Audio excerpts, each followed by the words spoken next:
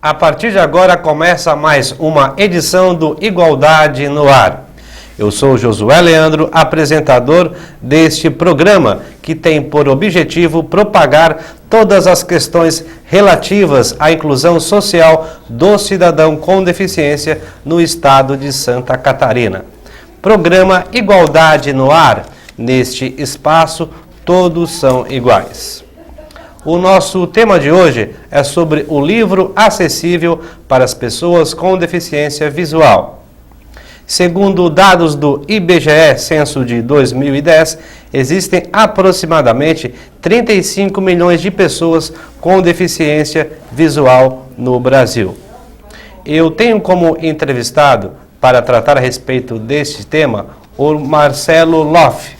Ele que é coordenador do Centro de Apoio Pedagógico para Atendimento às Pessoas com Deficiência Visual da Fundação Catarinense de Educação Especial, localizada no município de São José. Marcelo, muito obrigado pela sua participação e ter aceito o nosso convite e estar aqui no espaço do Igualdade no Ar. Olá, Josué, eu que agradeço a oportunidade, sempre um prazer imenso falar sobre inclusão e, nesse caso, mais especificamente sobre o livro acessível, né? Correto. Marcelo, para aquelas pessoas que estão em casa, para a gente ser bastante prático e objetivo, algumas pessoas até desconhecem o termo acessibilidade, muito menos sobre o que é livro acessível. Você poderia conceituar, falar a respeito sobre o que é o livro acessível e quais os formatos de livros acessíveis que existem atualmente?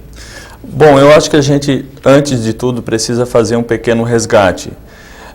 A produção de livros, ela é feita basicamente para um mesmo público, que é aquele público que não teria nenhuma deficiência, ou não teria nenhuma dificuldade para realizar a leitura deles, né? Perfeito. Que são livros cheios de figuras, que são livros esteticamente bonitos. Correto. No nosso caso, nós temos a necessidade, no CAP, que é no CAP da Fundação, nós temos a necessidade de atender o público com deficiência visual. Então, nós precisamos fazer algumas adequações para torná-los acessíveis. De que forma eles ficam acessíveis? Sendo feita a transcrição para o Braille, que é um sistema de escrita e leitura em relevo, que é utilizada pelos cegos. Correto. Os livros ampliados, que a gente também produz, que são utilizados pelas pessoas que têm perdas visuais.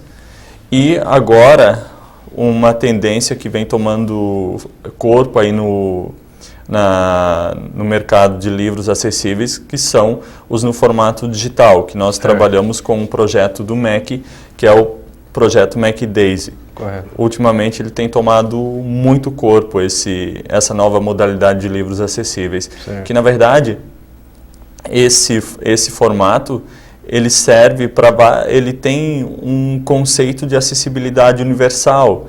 Ele serve para as pessoas que têm baixa visão, para as pessoas cegas, e a gente pode colocar também para quem tem alguma dificuldade de leitura, né? De acordo com a necessidade do leitor, ele... Exatamente, de acordo com a necessidade do leitor, ele pode ser personalizado. Correto. Então, Marcelo, eu estive inclusive agora recentemente participando de um evento lá em São Paulo, que foi o Seminário Internacional sobre o Sistema Braille, e se tratou de algo muito interessante que você me fez lembrar agora, que nós temos no Brasil a Lei 9.610, que trata sobre os direitos autorais, e nessa lei lá tem uma prerrogativa que diz que o livro Braille ou no formato eletrônico, ele é de uso exclusivo para as pessoas com deficiência visual. E na ocasião do evento, o presidente lá do evento, ele falou que o Brasil é o único país do mundo que tem uma lei com direitos autorais e que dá esse espaço para que a pessoa com deficiência visual tenha acesso a esse tipo de livro. Exatamente, e é uma iniciativa importantíssima, né? Sim. Sem dúvida, considero um dos documentos mais importantes que tem em termos de legislação quando se trata de livro acessível. Correto.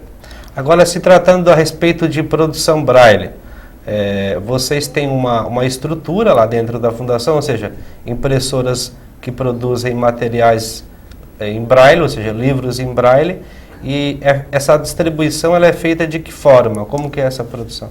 Bom, para entendermos, digamos, vamos começar da seguinte forma. Existe um aluno no ensino regular que tem direito de ter acesso ao livro, que é utilizado nas escolas, né? A partir de lá, a partir da escola vem o livro para a fundação, e esse livro é transcrito para o sistema Braille, ou é ampliado, ou no formato digital DAISY. Quem tem acesso a esse livro, hoje em Santa Catarina, existem algumas núcleos e um outro CAP que faz a produção. A Fundação Catarinense de Educação Especial, ela atende 26 das 36 gerências regionais que nós temos no estado, produzindo cerca de 70, atendendo cerca de 70% do estado, né? Certo. Temos núcleos descentralizados em Chapecó, Orleans, e temos um CAP também aqui controlado pela Prefeitura de Florianópolis. Correto. E aí, o interessante, em termos de produção, nós estamos produzindo este ano aproximadamente 400 livros que são entregues, que são feitos pensando em 42 usuários, né? Certo. E quais são as principais necessidades desse aluno que está matriculado na rede regular de ensino? O aluno com deficiência visual, assim, que vocês mais recebem, qual é a necessidade maior, assim? Bom, esse aluno ele já tem por direito frequentar o serviço de atendimento educacional especializado no contraturno, né? Correto. Lá, esse serviço deve suplementar a rede regular de ensino através de algumas adaptações e repassando algumas informações para os alunos que frequentam a rede, né? Vocês também oferecem uma assessoria? Sim, a gente assessora os serviços relacionados à deficiência visual por todo o estado. Aí sim, aí nós atendemos todas as regiões do estado, mas nós não podemos deixar um aluno com deficiência visual, um aluno cego dentro do ensino regular, sem o material que os outros alunos têm. Certo. Aí ele está numa condição desigual, né? Correto. Não tem como ele ser cobrado se ele não tiver as mesmas condições de acesso ao currículo e ao conteúdo que qualquer outro aluno. Essas impressoras são máquinas de produção de alta escala de material Braille, é isso?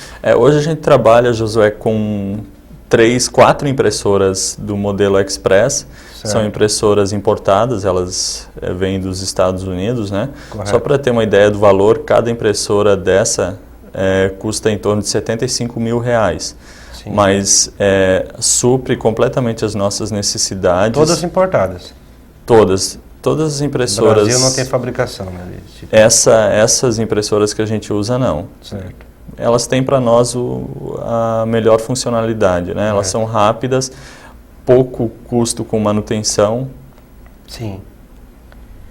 E daí existe uma equipe que faz a adaptação do material, que seria desde transpor o material da imagem, fazer a descrição daquela imagem, os chamados adaptadores, para os transcritores e depois para os revisores e finalmente a questão da impressão. Seria basicamente isso? Exatamente. A gente tem uma equipe que é composta por 35 pessoas na produção do livro acessível, cada um com a sua importância e com o seu serviço, para não deixar faltar nada em termos de qualidade para quem vai receber o livro depois. A gente também está num processo constante de qualificação Sim. dessas pessoas, né?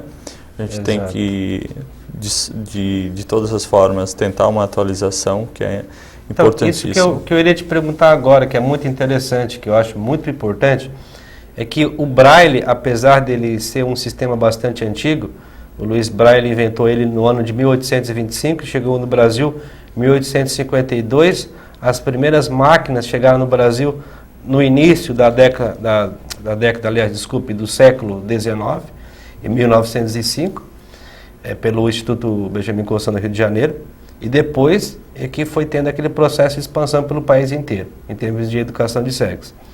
Agora nós estamos num momento diferente, no momento de poder passar para o aluno um material totalmente já impresso através de uma impressora Braille. Daí é onde eu te pergunto sobre tecnologia e sistema Braille. É o chamado programa Monet, que vocês também estão trabalhando agora lá no CAP, que faz essa parte aí das imagens. E como é que você poderia explicar isso para as pessoas que estão em casa? Exatamente. Eu penso que a gente está num processo constante de evolução em todos os aspectos, né? Certo. E a produção de livros, a produção de livros acessíveis, ela não poderia ficar de fora. A ideia é tentar revitalizar um pouquinho esses livros, justamente com esse programa que você está falando, com esse recurso, que é um software livre, que é o Monet, basicamente um editor de imagens, certo, mas que permite a impressão em relevo. Em relevo. Exatamente. E faz essa impressão de forma bem próxima do que é perfeito, digamos assim. Exatamente, ele faz uma impressão muito próxima daquilo que realmente está desenhado no papel ou está desenhado no livro comum. Ou seja, diria para você, Josué, que foi um programa que veio... Um avanço que veio para nos ajudar demais nesse quesito de produção de livros acessíveis. Até para que as pessoas possam entender, porque o trabalho antes ele era mais artesanal, né? Exatamente, o trabalho era completamente artesanal. Em termos de produção de figuras, gráficos, mapas. E a gente está conseguindo aos poucos implementar essa... Agora a impressora, através desse programa, consegue realizar todo esse trabalho artesanal somente na impressão mesmo. Exatamente, tudo computadorizado. Né? Olha só, ficou mais fácil e mais rápido. Interessante. Ou seja, o aluno recebe na escola um livro praticamente em braille e com as adaptações, com as imagens. Exatamente. Se você for pensar num livro, por exemplo, de matemática, ele é cheio de gráficos, certo, cheio de desenhos que ilustram ali e a partir dali você tem a explicação ou a resolução de uma determinada equação ou exercício. Imagina você tentar resolver uma equação que tem como base um gráfico, mas você não tem esse gráfico. Então, com esse programa, a gente consegue inserir dentro dos livros que nós mandamos para as escolas todos os gráficos e todos os mapas, né?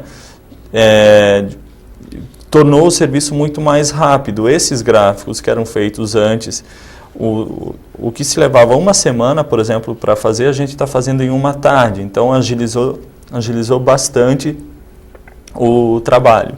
Certo. Muito bom, muito bom. Praticidade e resultado, né? Isso exatamente. Certo. Marcelo, você que já foi aluno, né, cego, qual é a perspectiva, de que maneira que você vê, né, você teve as suas dificuldades, eu também já tive as minhas, na escola de aula. Hoje você coordena uma equipe que produz material adaptado para o aluno cego. Qual é a leitura que você realiza a respeito dos tempos antigos para a atualidade? Assim, mudou muita coisa? Ou tem muita coisa ainda a ser feita? Olha, eu diria para você, Josué, que ainda tem muita coisa a ser feita. Mas se você for fazer um comparativo, a evolução foi gigantesca. Com todas as políticas públicas que foram instituídas, com todos os avanços que houve, a gente consegue hoje trabalhar com muito mais facilidade dentro de uma sala de aula. Há muito mais recursos. Isso não tenho nenhuma dúvida em afirmar, mas sempre em alguns aspectos nós temos que melhorar, até porque o mundo passa por constantes mudanças, né? Sim, nós tivemos agora recentemente aí a aprovação do Estatuto da Pessoa com Deficiência, ou seja, são fases que... Mais um marco, né? Mais um marco histórico. Exatamente. Com certeza. Marcelo, só tenho que te agradecer a tua participação aqui no espaço do programa Igualdade no Ar. Você tratou de um assunto muito específico, que é de pouco conhecimento, mas de muita relevância, né, para a sociedade, e as pessoas, de certa forma, aprenderam muito aqui com o nosso bate-papo. Então, muito obrigado para você, e aquilo que tu precisar do nosso apoio, do nosso espaço, com certeza sempre vai ter. Nós que agradecemos a oportunidade e colocamos o CAP da Fundação sempre à disposição para qualquer dúvida que houver, naquilo que a gente puder ajudar, estamos sempre à disposição. Ok. E a você de casa, nosso muito obrigado pela sua audiência, mais uma vez, aqui no espaço do programa Igualdade no Ar. Lembrando sempre, programa Igualdade no Ar, neste espaço todos são iguais. Até uma próxima edição.